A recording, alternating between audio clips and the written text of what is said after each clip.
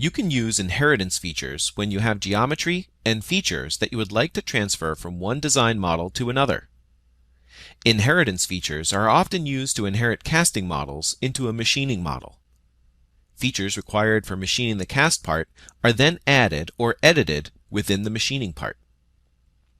In this example, we will be inheriting this sprocket model into another part. In an inheritance feature, the model being inherited, in this case the sprocket model, is referred to as the base or reference model. So this base model is going to be inherited into this target model. Select Merge Inheritance from the Get Data Group drop-down menu to start the tool. In the dashboard, click Open and double-click Sprocket. This is the base model being inherited into the target model. Next, you'll use assembly constraints to position the sprocket onto the target model. Move the Component Placement dialog box and then select the sprocket coordinate systems found in each model.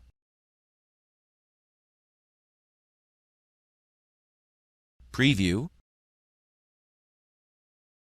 and then accept the placement of the sprocket model.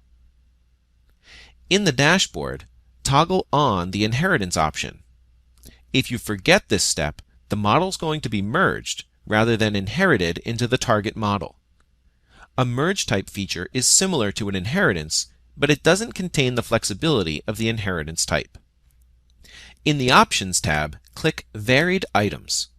Select the sprocket model and then the dimension that controls the thickness of the sprocket to add it to the Varied Items dialog box, where you can change the value.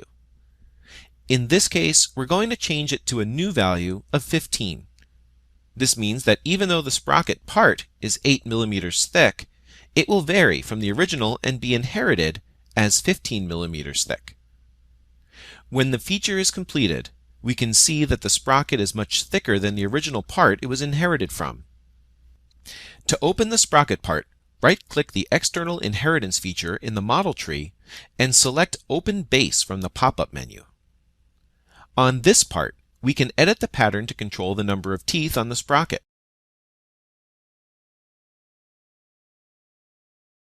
To see the change, go back to the target model and update the inheritance feature. Select Update Inheritance from the pop-up menu. Other than the dimension that was selected to vary, the one controlling the thickness, the sprocket is directly associated to the original sprocket model, so a change to the sprocket part will result in an update to the inheritance feature. Creo Parametrics inheritance feature is a great way to reference one model into many while maintaining full control of the part that's inherited in each, making future updates much easier.